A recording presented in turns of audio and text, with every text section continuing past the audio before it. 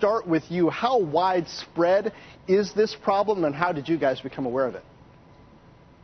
So this problem is astonishingly widespread, and we're literally seeing thousands and thousands of cases every single day.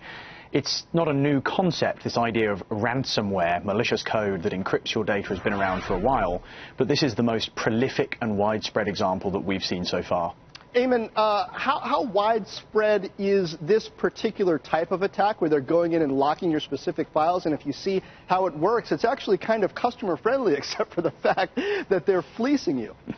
Yeah, you know, John, I would be outraged if somebody did this to my computer and got my pictures of my kids growing up or something like that. You know, that's data that I have a huge value for, maybe not anybody else, but I would be inclined to pay. But I guess my question for James here is, when you do pay up, if you say, okay, I surrender, I'm going to pay you, do these guys actually unlock the files, or do they just take the money and run?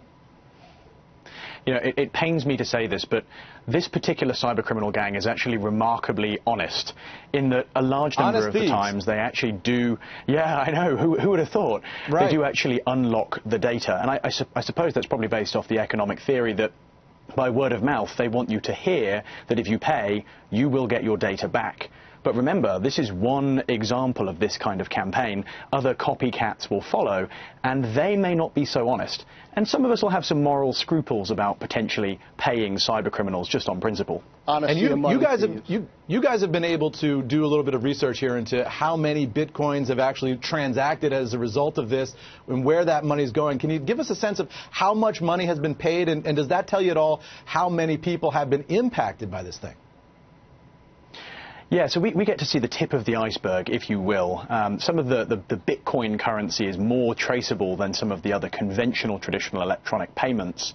And we're talking millions of dollars worth of funds here, wow, which are then disappearing off into very much the conventional black holes that criminals, our traditional criminals rather than the cyber type, would use. So this is a very, very big business. Wow, holding your digital life for ransom.